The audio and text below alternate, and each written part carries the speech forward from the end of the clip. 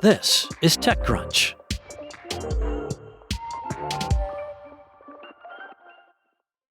Helion, the fusion startup backed by Sam Altman, announced on Thursday that it had raised $465 million in a new funding round that values the company at $15.5 billion. The cash infusion lands as Helion is racing to complete Orion, its first power plant. The startup has set an aggressive timeline to deploy fusion power to the grid as early as 2028 if it can deliver on the terms of its deal with Microsoft. The startup last raised $425 million in January of 2025, and altogether, Helion said it has raised $1.5 billion. The new round, a Series G, was led by Thrive Capital with a long list of participants. Helion's approach to fusion power differs from many of its peers.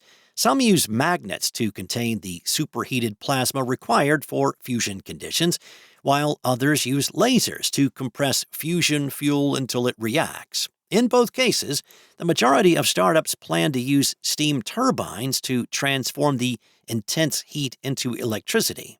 But Helion, which uses magnets to compress the fuel, intends to harvest electricity straight from the magnets themselves. When fusion occurs in the plasma inside the reactor, it expands, pushing against the magnetic fields. That force can be drawn off the magnets as electricity, similar to how an electric vehicle can reverse its motors to provide braking force and recharge the battery. Such a configuration would dramatically improve the efficiency of a fusion power plant. But some fusion experts are skeptical that it would work. Now, that's in part because Helion, unlike many of its competitors, does not frequently publish in peer-reviewed journals, so physicists have not been able to poke at the theoretical underpinnings. David Kirtley, Helion's CEO, argues that eventual results from the company's fusion devices should be sufficient.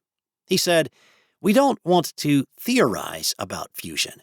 We just want to go build it." Helion is not alone in attracting fresh funding. The fusion sector has become an investor darling in recent months. Focused Energy and Thea Energy both announced new rounds last week, Focused for $240 million, Thea for $100 million.